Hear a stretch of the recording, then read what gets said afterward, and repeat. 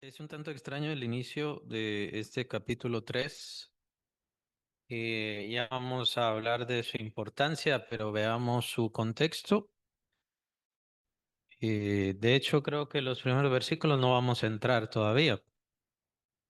Nicodemo, bueno, dejemos a Nicodemo. Todos los demás evangelios inician el ministerio de Jesús con su predicación. ¿Cuál fue el mensaje de su predicación? Recuerden aquel evangelio que en donde inició el Señor Jesucristo predicando el mismo mensaje que hizo Juan el Bautista. Arrepentidos porque el reino de los cielos se ha acercado. Y casi todos los evangelios inician de esta manera, aunque ya vimos que muchos de ellos nos dan la señal del encarcelamiento de Juan el Bautista y de una vez empieza el ministerio, pero ahí no empezó el ministerio empieza un año antes. Entonces, son formas de los inicios. Llama la atención porque Juan inicia el ministerio de Jesús de esta manera, con una conversación. Es bastante extraño. No inicia con una conversación porque vamos a ver, no vamos a, bueno, vamos a leerlo nada más, vamos a recordarlo, los últimos versículos del capítulo 2. Entonces en Jerusalén, en la fiesta de la Pascua, muchos creyeron en su nombre viendo las señales que hacía. Pero Jesús mismo no se fiaba de ellos porque conocía a todos. Entonces, básicamente ese es el inicio del ministerio de Jesús. La purificación del templo, que ya sabemos que viene inmediatamente después de llamar a varios de sus discípulos. Y entonces se queda en Jerusalén predicando en ese tiempo de la Pascua. El Señor Jesús aprovecha el tiempo de la Pascua, la festividad de la Pascua, para empezar a predicar. Y entonces viene a darnos el apóstol Juan este inicio de capítulo 3 con una conversación muy íntima y de noche. Pero recordemos, ese no fue el inicio del ministerio de Jesús. Sí, fueron de las primeras cosas que se hicieron, que él hizo, perdón, pero no fue ese el principio. Tenemos entonces que imaginar al Señor Jesús predicando en ese primer año. Obviamente fue un tumulto el que se hizo en el templo y esto atrajo mucha atención. Atrajo mucha atención sobre Jesús. Él se quedó ahí predicando y se quedó haciendo, como dice acá estos versículos, los que acabo de leer, se quedó haciendo señales que tocaron muchos corazones y muchas vidas. Entonces, ese es el inicio que nos da el apóstol Juan de su ministerio. Estando en Jerusalén, se da el tumulto en el templo y entonces ya se queda el Señor, muy importante, demostrándoles cuál era el verdadero sentido del templo. Y aún más el cumplimiento de aquellas profecías, pues la profecía que estaba en el Antiguo Testamento mencionaba que la gloria de esta casa sería mayor, la gloria postrera de esta casa sería mayor que la gloria primera. ¿Y ahí a qué se refiere? Se refiere a la venida del Señor Jesús. ¿Se recuerdan aquellos eventos? Perdonen, no recuerdo las citas, pero ¿se recuerdan aquellos eventos donde estaban llorando los ancianitos que todavía habían logrado ver el templo de Salomón? Y cuando viene el tiempo del cautiverio, queda destruido ese templo, por supuesto, van al cautiverio y regresan.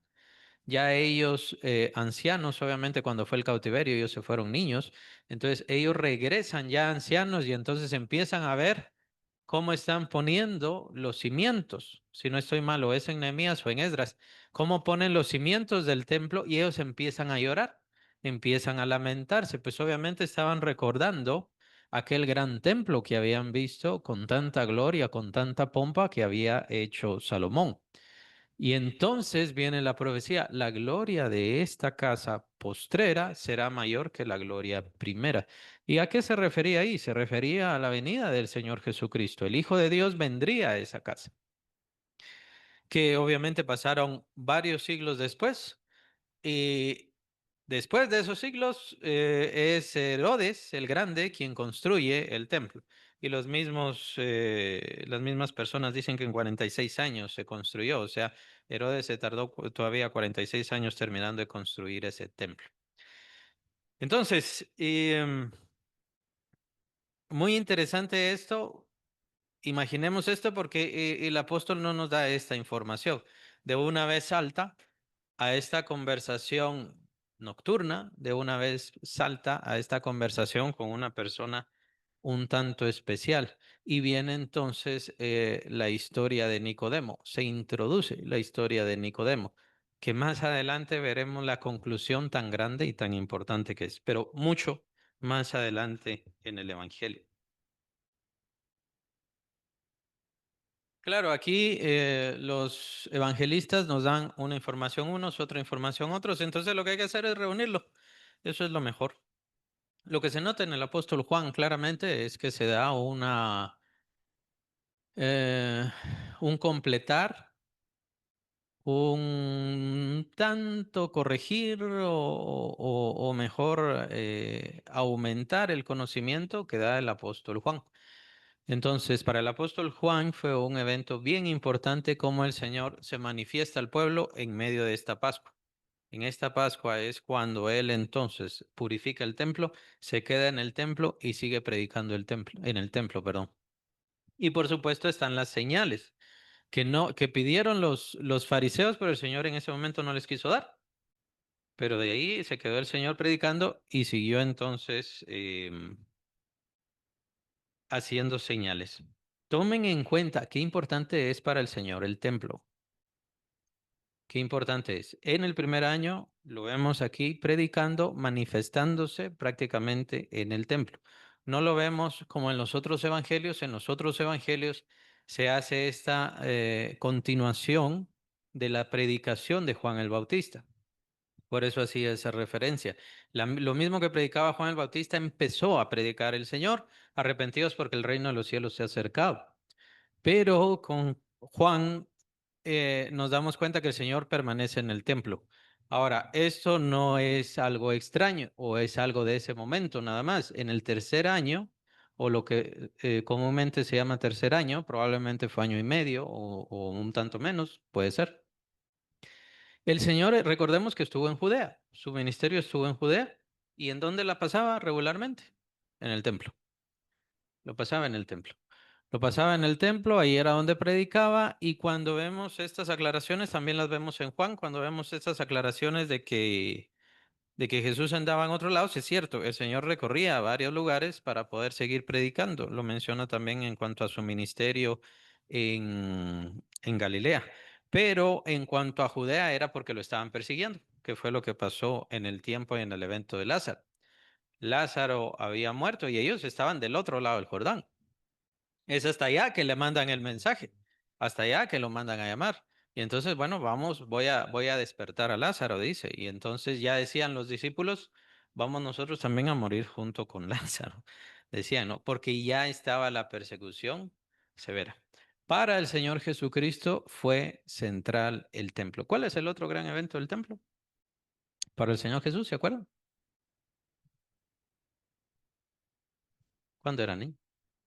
Cuando era niño. Entonces, no veamos el evento de los 12 años del Señor Jesús de una forma aislada, ni es un cuento para los niños. Para el Señor fue algo central el templo, central, pero por el mismo significado que tenía. El significado era que la misma presencia de Dios que estaba en el lugar santísimo sale en esta forma humana, por eso él le llama templo, en esta forma humana para poder tener contacto y poder tener comunicación ya directa y personal con las personas. Ya no era entonces Dios el que estaba ya resguardado y había que glorificarlo, sino era un Dios que caminaba entre la gente, era un Dios que podía entrar a la casa, le invitaban a comer y él entraba a la casa de las personas, ¿no? Qué gran privilegio eso. Pero ese es el significado teológico. Para el Señor es importante el templo, pero no tomemos esto como que ahora sigue siendo importante el templo. Tuvo su significado, tuvo su importancia. La importancia del templo señalaba el sacrificio del Señor Jesús, daba testimonio de eso una y otra vez, el sacrificio del Señor Jesucristo. Y por supuesto, completado el sacrificio, ya no hacía más falta ni el templo, ni los sacrificios, ni ninguna ofrenda. y esto el Señor lo deja muy bien establecido a lo largo de los siglos, pues en ese mismo primer siglo entran los romanos permitidos por Dios que destruyan todo y destruían el templo, destruían el sacrificio, destruían todas las ofrendas, destruyanlo todo. Todos los judíos son dispersados y por supuesto hasta nuestros días todavía siguen los judíos dispersados y hasta nuestros días no está construido el templo y esa es la razón por la cual ellos no pueden hacer sacrificio. No pueden hacer sacrificio sin templo. Y esto es algo determinado por Dios. O sea, es un mensaje subliminal. Ya no hace falta. Ya no hace falta. De hecho, es lo que dice el profeta Daniel. Se destruirá el templo, se destruirá, se acabará el sacrificio continuo, dice. ¿Por qué? Porque ya vino el Mesías y ese era el sacrificio, ya estuvo. No hace falta que hagan más sacrificios. Entonces, la idea del templo fue abolida. Esto lo explico para que no tengamos todavía esta idea de nosotros pensar cierta adoración sobre el templo, sobre los templos judíos. No, no tenemos ninguna adoración y no tenemos nada que ver. Y nosotros no tenemos nada que ver con los judíos ortodoxos, con los judíos, con sus sinagogas, ni con nada. El cristianismo y el judaísmo no tienen nada que ver. Entonces no tenemos que regresar a ninguna raíz ni ninguna cosa. Es la idea que nos dice el Señor Jesús, es la idea que trata de transmitirnos el Señor. El principio del ministerio público, le podemos llamar así, o de la vida pública del Señor Jesús para el apóstol Juan, fue este gran evento de la purificación del templo, quedarse en el templo, ponerse a predicar, ponerse ahí a sanar enfermos, a hacer las señales. Ahí fue donde inició su ministerio. Y esto fue lo que provocó el El inicio de choques ahí en Judea, de seguro es la razón por la cual él tiene que mudar su ministerio hacia Galilea ese segundo año. Y por supuesto después regresa para quedarse, pues obviamente estaba ya determinado que él sería sacrificado. Bien, a causa de este evento o tumultos, inicio de ministerio y principio de actividades del Señor Jesús, es entonces que llama la atención de Nicodemo. Nicodemo. ¿Quién es Nicodemo? A Nicodemo se nos tiene que quedar. ¿Quién es? Porque va a salir más adelante. Entonces, la idea que nos va a transmitir el apóstol Juan es, este es el inicio de Nicodemo, vamos a ver el final de Nicodemo. Entonces, por eso es que tenemos que tener buena atención, porque ya más adelante, cuando se vea o cuando se lea a Nicodemo, siempre nos tiene que traer cuál fue su inicio, siempre. Porque en eso nos va a transmitir, en lo que ahora nos va a explicar, va a transmitir diferentes cosas. Nicodemo, para apuntar sus características, fariseo, es un doctor de la ley. A lo que alguien podría llamar un abogado. Lo que pasa es de que como en nuestro tiempo los abogados no están centrados en la ley de Dios, sino que están centrados en la ley de los hombres, pues no tienen mayor similaridad, o unidad en ese sentido. Pero en cuanto a los fariseos, sí, pues obviamente ellos se dejaban llevar por la ley de Dios, supuestamente, supuestamente. Acuérdense que eran judaizantes. Entonces, el judaizante no toma en cuenta el Talmud o el Pentateuco, lo que nosotros llamamos el Pentateuco, no lo toma nada más como regla de fe. En aquel entonces, el Señor le llama, nos da el nombre, porque el Talmud se escribió un tanto, perdón, la Torá.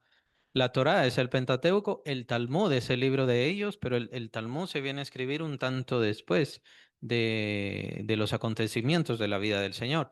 En aquel entonces, en los tiempos del Señor, él le llama la tradición de los ancianos. Le llama. La Torá es el Pentateuco.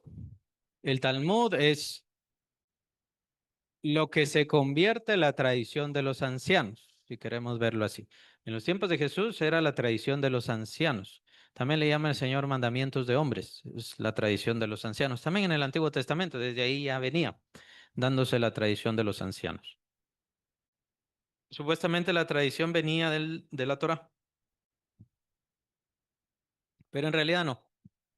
Como lo vemos en nuestros tiempos, sigue siendo igual.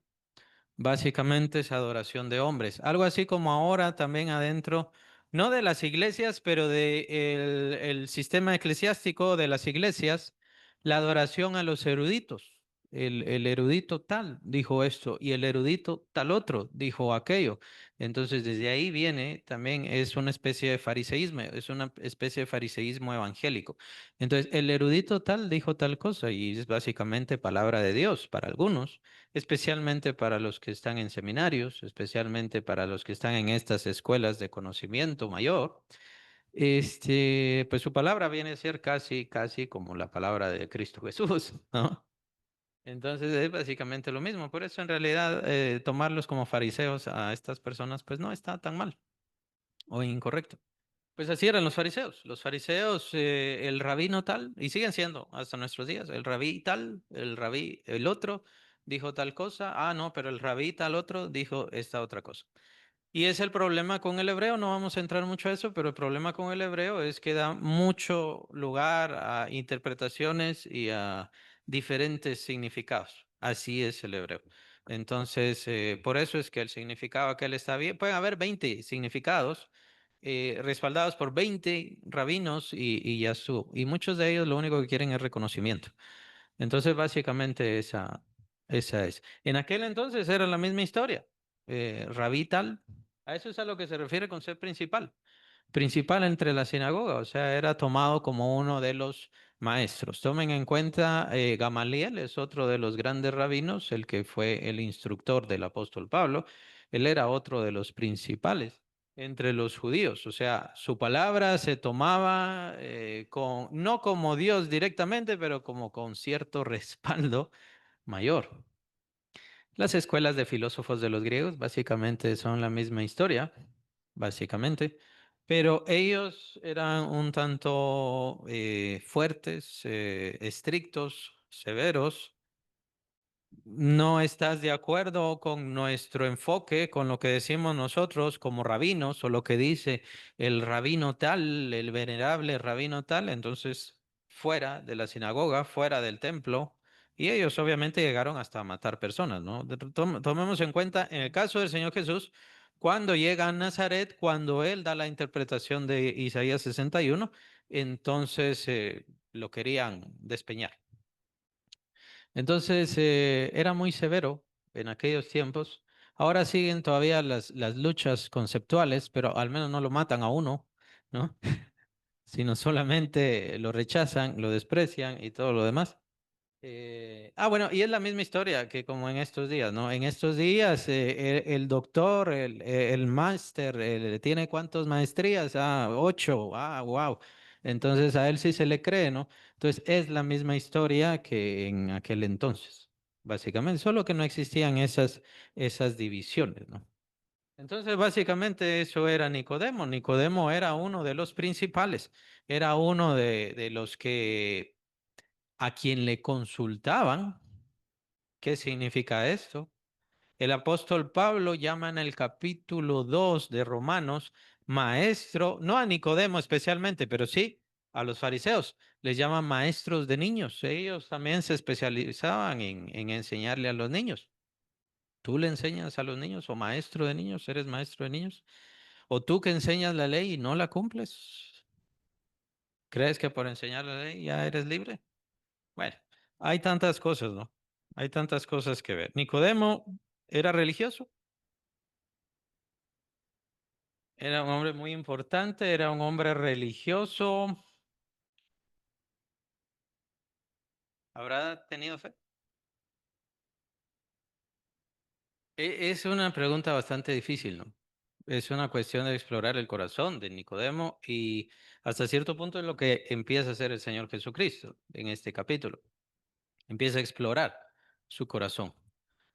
Y digámoslo así, es hasta el final del Evangelio donde logramos encontrar a Nicodemo con una genuina fe en Cristo, poniendo su fe en Cristo Jesús completamente.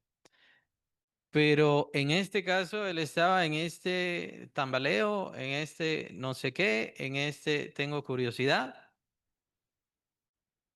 Podríamos eso interpretarlo como fe, pero no es una fe firme, no es una fe fuerte, no es algo que está manifestándose genuinamente como viniendo de Dios. Recordemos los principios de la fe.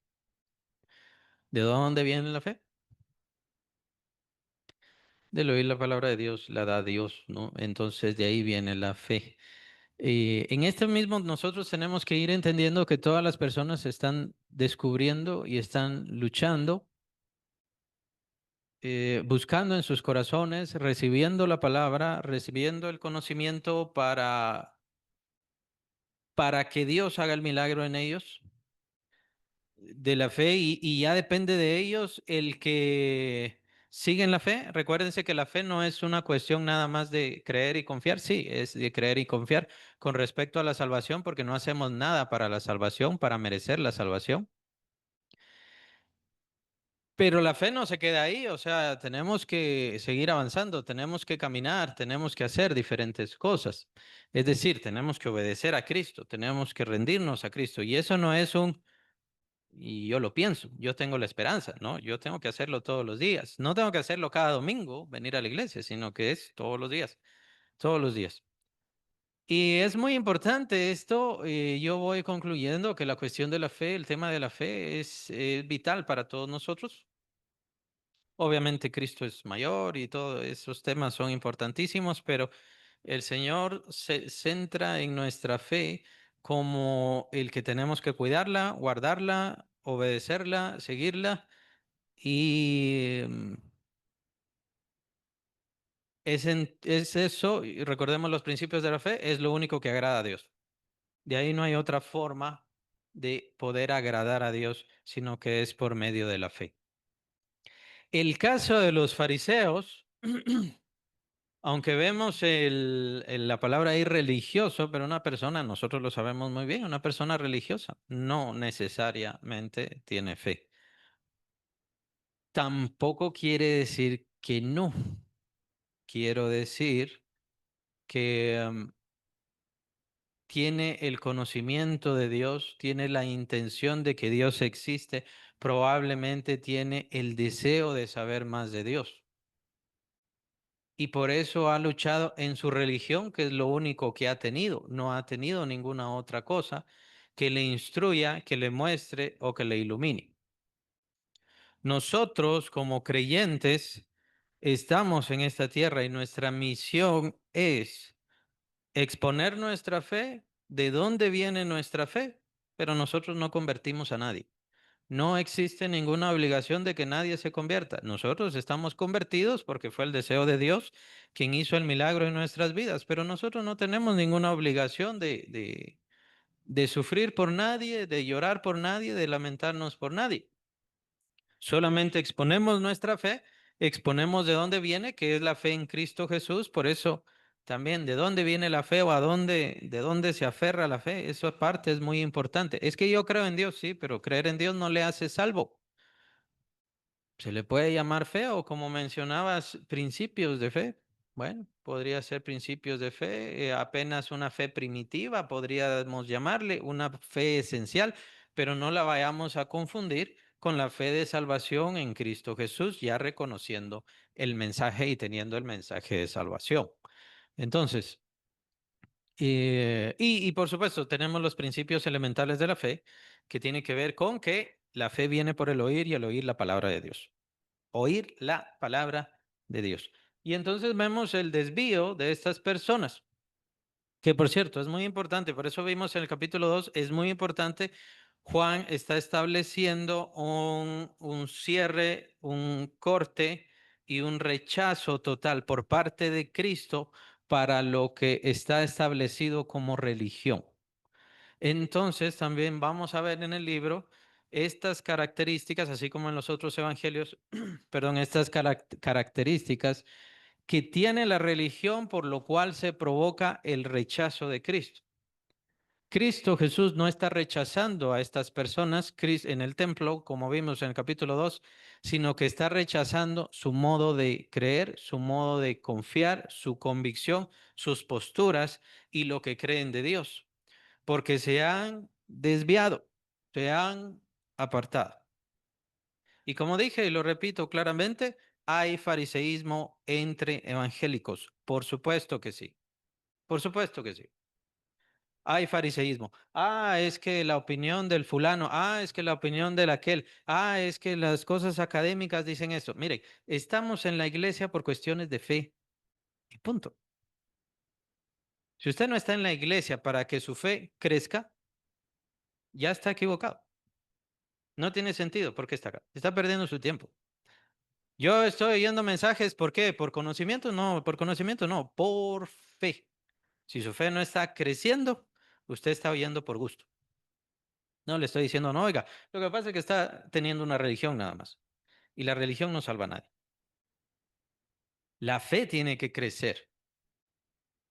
Estas personas se fueron desviando entre la opinión del rabí tal y del rabino tal y lo que decía aquel otro anciano maravilloso y aquel otro anciano muy benevolente. Entonces, entre todas esas cosas se fueron y no le quedó la palabra de Dios. A ver.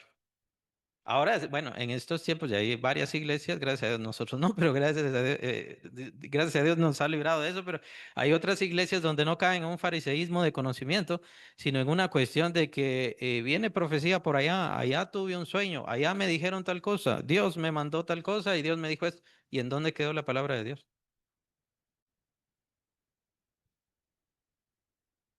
Se pierde. Se pierde entre toda esa falsedad, entre toda esa neblina, entre toda esa tiniebla, y entonces, ¿qué queda? Religiosos. Eso es todo. Religiosos. Puede ser que canten bonito, puede ser que bailen, puede ser que brinquen, puede ser que haga lo que sea. Puede ser que una persona tenga mucho conocimiento, muchos títulos académicos, pero en su fe, arruinado completamente. Es un propósito del diablo, ¿no? O sea, apartarnos de la palabra de Dios constantemente, apartarnos de la palabra de Dios por medio del conocimiento de tal, sí, pero no tiene fe. ¿Por qué es? Entiéndalo, porque se ha apartado de la palabra de Dios, porque ya no le da interés, importancia. Aquí dice esto, pero dice el doctor aquel, eso es más importante que lo que dice acá. Más o menos me lo trataron de decir con respecto al huerto del Edén, las sociedades bíblicas, los bautistas y con unión entre las sociedades bíblicas, que lo del huerto del Edén básicamente fue una fantasía, como una fábula,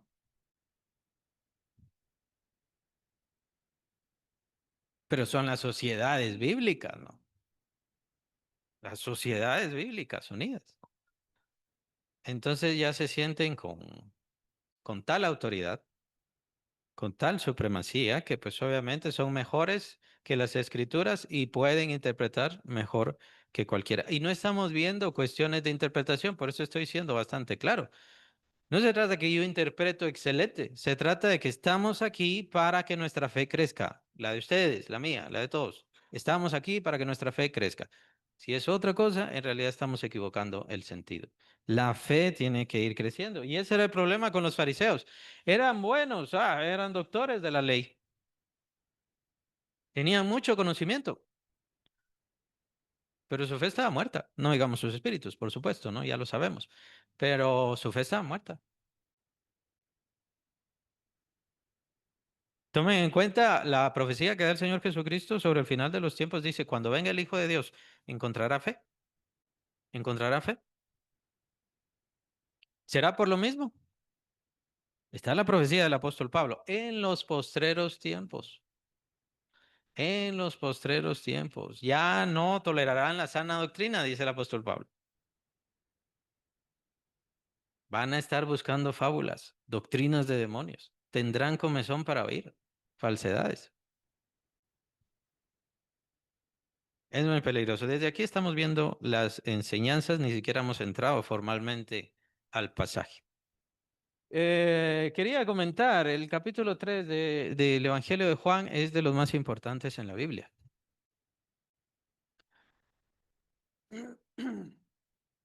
La forma de verlo es simplemente con la regla del canon bíblico. No vamos a ver todas las preguntas del canon bíblico, pero simplemente una de las preguntas del canon bíblico es si la Biblia estaría incompleta sin ese libro. Esa es una de las preguntas del canon bíblico. La Biblia estaría incompleta sin ese libro. Y entonces, claro, aquí vemos a Juan, ¿no? Es el apóstol Juan quien escribió su evangelio, pero la pregunta es, ¿la Biblia estaría incompleta sin el capítulo 3 de Juan? O sea, nos haría falta demasiado el capítulo 3 de Juan. La respuesta es sí, es fácil, es fácil. Otra pregunta del canon bíblico, ¿vale la pena dar la vida por este libro? Esas eran las preguntas del canon bíblico. ¿Vale la pena o se debe dar la vida, exponer la vida por proteger este libro? Y si lo aplicamos al capítulo 3 del Evangelio de Juan, la respuesta es sí. Es más importante que nuestra vida.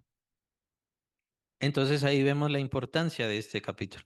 Ciertamente no es el único y no puedo decir, bueno, es el más importante de toda la Biblia, pero ciertamente es vital, ha sido muy importante a lo largo de los siglos de la iglesia evangélica y el capítulo 3 de Juan es necesario y ha sido necesario a través de todas sus generaciones, doctrinas, corrientes, formas o lugares en donde se estableció la iglesia del Señor Jesucristo. Es muy elemental, es muy básico.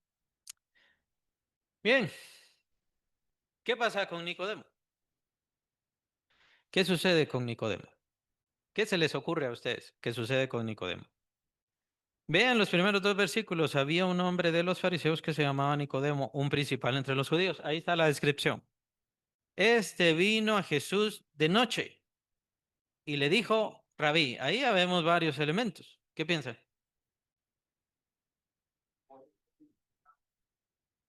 ¿Por qué dicen se estaba escondiendo?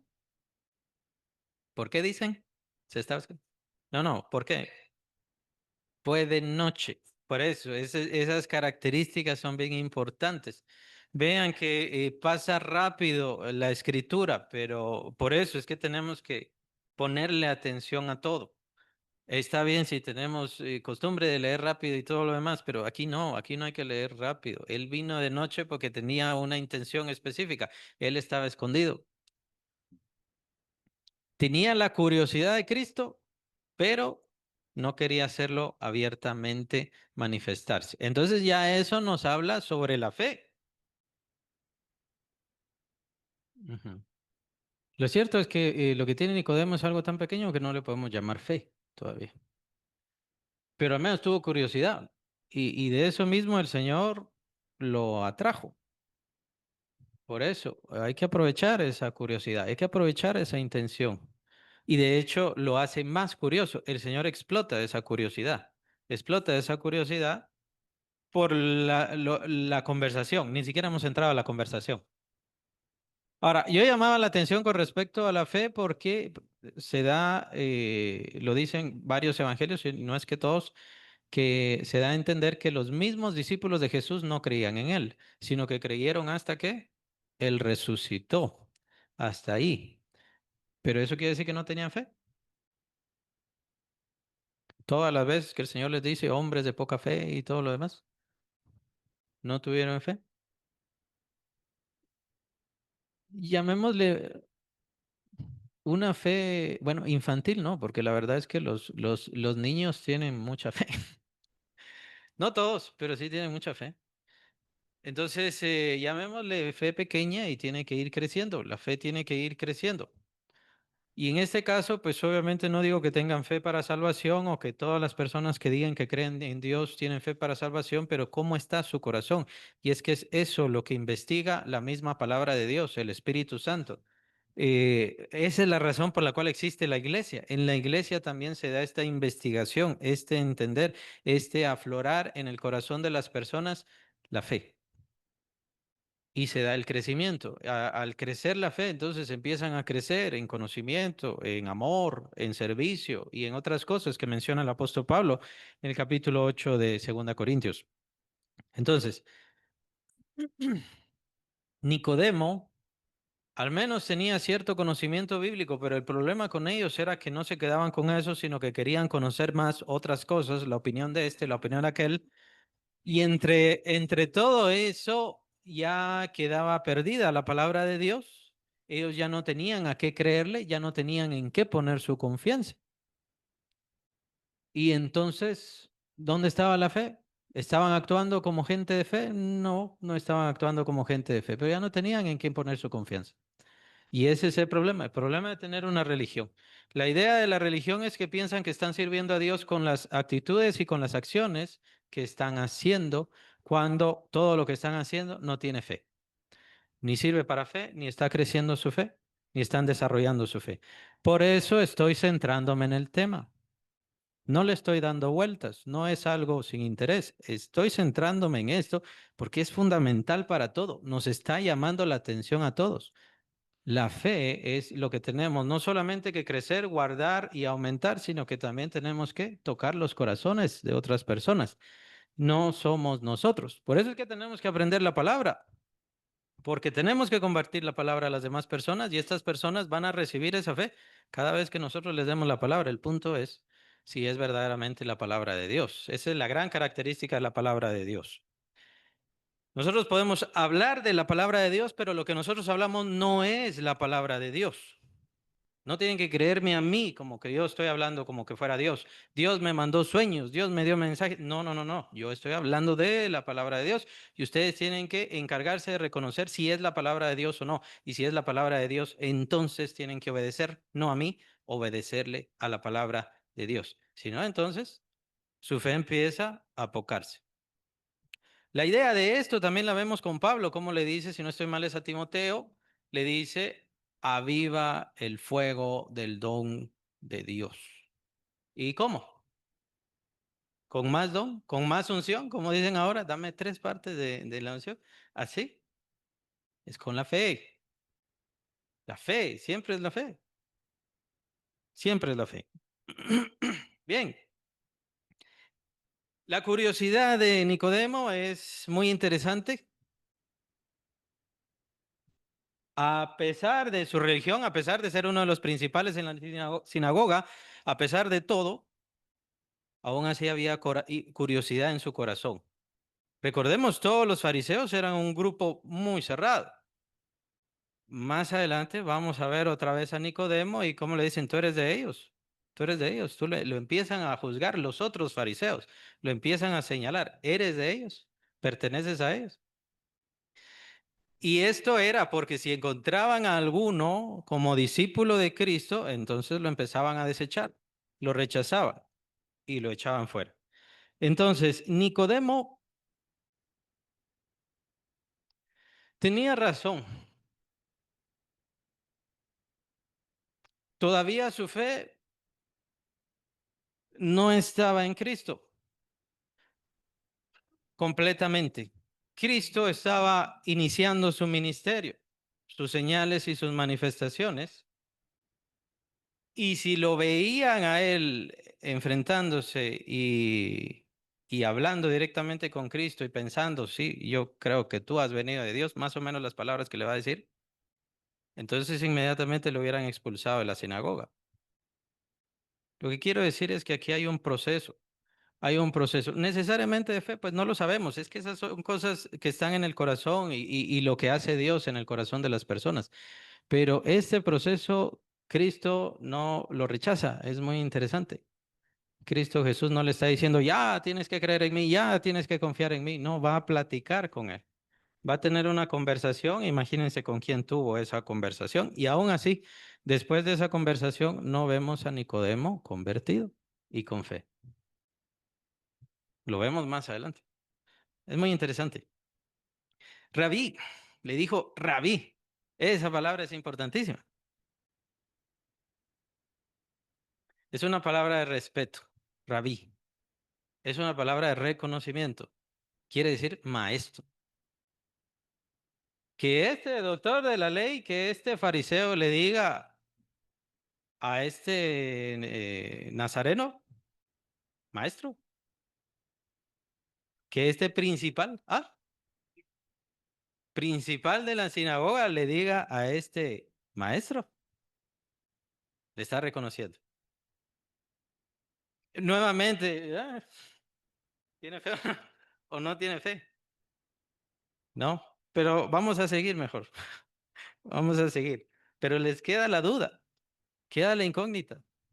Es muy interesante. Está reconociendo algo especial en Cristo. está viendo algo muy importante en Cristo Jesús y definitivamente quiere saber qué es. Sabemos que has venido de Dios. Sabemos que has venido de Dios como maestro. Ya le había dicho la palabra rabí. Porque nadie puede hacer estas señales que tú haces si no está Dios con él. Además, algo muy importante, en Cristo Jesús no eran solamente las señales, que obviamente sí eran importantísimas, pero también era su forma de hablar. Su forma de hablar era muy diferente al de todos los fariseos y todos los rabinos de su tiempo. Es la misma historia de nuestros tiempos. Perdonen que achaque eso, pero es la misma historia. El libro tiene que tener referencia del superdoctor allá y el escrito tiene que tener referencias de los máster aquellos y de los importantes de las sociedades o de cualquier cosa. Uno no puede tener un pensamiento lógico, elemental, personal, a no ser que esté apoyado por diversos libros, escritores, autores y grandes conocedores, ¿no? Es la misma historia en aquel tiempo.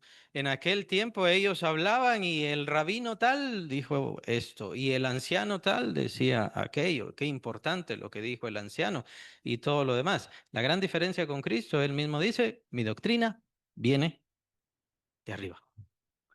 Yo no voy a hablar lo que dice este, lo que dijo aquel. Yo no saqué mi doctrina de ningún lado, que también es parte y en eso mismo también se refutan todas estas mentiras que se tienen.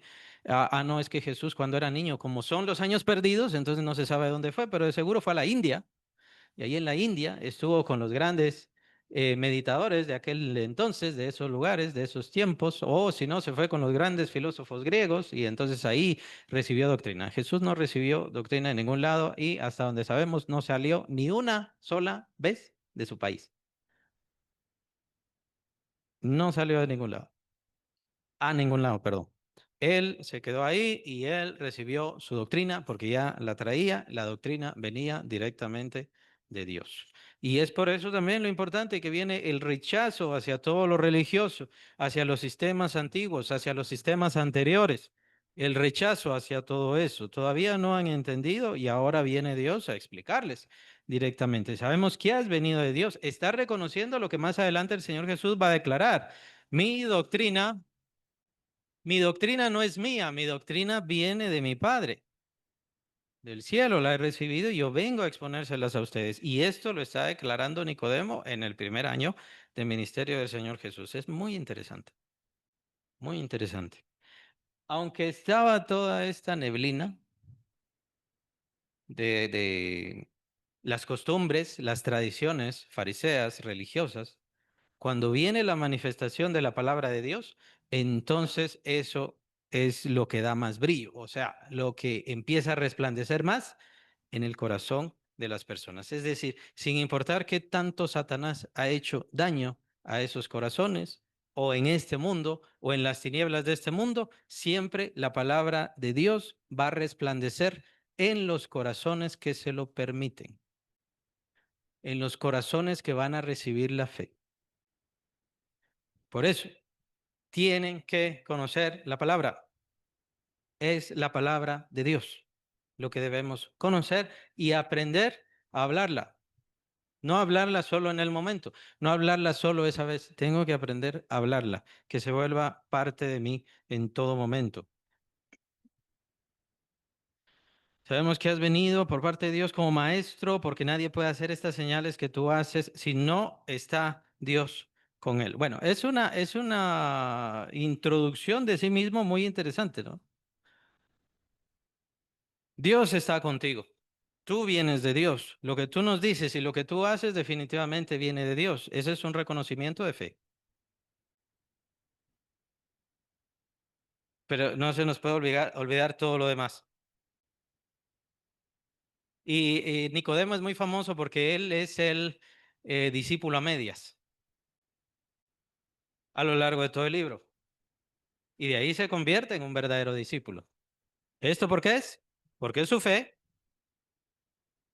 ha crecido, ha aumentado. Tenemos esta cuestión con respecto a la fe. Pensamos que la fe no tiene que crecer.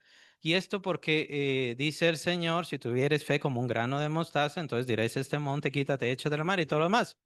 Y pensamos que ese es un rechazo del Señor con respecto al crecimiento de la fe. Pero cuando vemos así pasajes como esto y vemos otros pasajes, nos damos cuenta de que la fe tenemos que irla atendiendo, creciendo, manteniendo, fortaleciendo. Entonces está bien, si no quieren llamarle crecer a la fe, bueno, entonces aumentar la fe o que, bueno, que eso fue lo que dijeron los apóstoles, o que vaya creciendo, que vaya desarrollándose. No somos nosotros. Nosotros lo que hacemos es buscar la palabra, oír, entender, comprender la palabra de Dios. Y entonces con eso estamos recibiendo y siendo fortalecidos por la fe. La respuesta del Señor Jesús, en eso nos vamos a quedar, si nos da tiempo. Ya no tenemos tiempo. Respuesta del Señor Jesús, versículo 3. Respondió Jesús y le dijo, de cierto te digo, que el que no naciere de nuevo no puede ver el reino de Dios. Un pasaje muy importante. El concepto del reino de Dios. A ver, ¿qué saben sobre el concepto del reino de Dios? En este punto de la vida de Cristo. Sí, el problema es que me están hablando del reino de Dios como ustedes lo conocen. El reino de Dios en el tiempo de Jesús y aún más, como debería conocerlo Nicodemo, porque más adelante le hace la pregunta, ¿eres tú maestro de Israel y no sabes esto? O sea, tú no sabes sobre el reino de Dios. Entonces, ¿cuál sería la intención de Jesús o más bien, ¿a qué se refiere Jesús con que Nicodemo debería saber sobre el reino de Dios? Había estudiado, ¿qué había estudiado? Está bien, dejemos las tradiciones, ya sabemos de qué se trata todo eso, dejemos el Talmud, ¿no? O sea, el Pentateuco. Nos habla sobre el reino de Dios. Los profetas que viene después, nos habla sobre el reino de Dios. Si no estoy mal, es el Tanaj, los profetas. La Torá, perdón, la Torá es el Pentateuco. El Tanaj son los profetas. El reino de Dios era el reino prometido por Dios, o sea, estaba en el Antiguo Testamento, estaba en las profecías, la idea era que eso se estableciera. Básicamente la tierra prometida era una apariencia o una imagen de eso, de hecho lo utilizan los escritores más adelante, que el reposo prometido por Dios todavía está, todavía Dios nos promete un reposo, por eso tenemos que mantenernos fieles. Todo eso está. En el reino de Dios, entonces viene la venida del reino, entonces será derramado el Espíritu Santo y entonces verán visiones y soñarán sueños, dice el Señor, y hablarán nuevas lenguas y diferentes manifestaciones. Eso fue lo que creyeron cuando vino el Pentecostés. Entonces muchos dijeron, ya viene el tiempo del fin, en donde será establecido el reino de Dios. Al definir el reino de Dios, que es la corrección de todo el mal y de todos los daños que se hicieron sobre la tierra, obviamente se empieza a definir la figura principal, el rey. El rey. El rey está establecido desde los tiempos de David, o más bien prometido. Pero su promesa es una promesa enorme porque es en base al pacto davídico. Dios hace pacto con David de tu descendencia, no faltará uno que se siente en tu trono. ¿Y eso qué quiere decir? No solamente la descendencia de David iba a reinar, sino que iba a establecerse un reino eterno. ¿Será que solamente sobre Jerusalén? ¿Será que solamente sobre Israel? No, es un reino completo. Y entonces viene la promesa del reino, de esa promesa parte la promesa del rey que sería establecido y por supuesto entonces vienen las profecías sobre el Mesías. Básicamente ahí tratamos todo el Antiguo Testamento. Ahí estaba. Y entonces, ¿por qué Nicodemo se hace como que el que no sabe? Y empieza a hacer un tanto preguntas insulsas, creo que sería la palabra, para no decir un tanto peyorativas. Eh, Versículo 4, Nicodemo le dijo, ¿cómo puede un hombre nacer siendo viejo? ¿Puede acaso entrar por segunda vez en el vientre de su madre y nacer? Sí, ¿qué vas a decir? No solamente se queda ahí la cuestión del reino. El reino ya se había manifestado. ¿Cuándo se había manifestado? ¿Se acuerda? Juan. Juan, ¿qué dijo Juan sobre el reino? ¿Se acuerdan? Arrepentíos, el reino de Dios se ha acercado. Y es así como inicia su predicación el Señor Jesucristo, si no estoy mal, en el Evangelio de Mateo. Arrepentíos porque el reino de los cielos se ha acercado. Y es lo grande de todo esto, porque el reino de Dios ya se estaba manifestando. Antes de Juan, todo antes de Juan, era una espera, era un esperar. Ahora ya se estaba cumpliendo. Que ya lo habíamos señalado, no recuerdo en qué ocasión, pero ya lo habíamos señalado, la gran discrepancia, el gran problema en la mente de las personas, y ahora también lo estamos viendo, que la gente cree en las cosas que vienen, pero cuando ya están sucediendo, ahí no las cree. Como también se creía, si no estoy mal, es el Señor también quien lo señala, que en los tiempos de Moisés se hicieron milagros, en los tiempos de Noé se hicieron milagros, pero acá en nosotros en estos tiempos ya no se hicieron milagros, o en el tiempo de los profetas se hicieron milagros, pero en estos tiempos ya no. Si no estoy mal, el Señor señala esto, pero también lo vemos nosotros en nuestro tiempo. Hay muchos que creen en los milagros de Jesús, que creen en los milagros que hicieron los apóstoles, pero ya Dios ya no hace milagros. Y ya no necesita hacerlo. Es que eso es lo chistoso. Ya no necesita hacerlo. Como que conocen la mente de Dios. Y que le van a decir a Dios si necesita o no necesita hacerlos.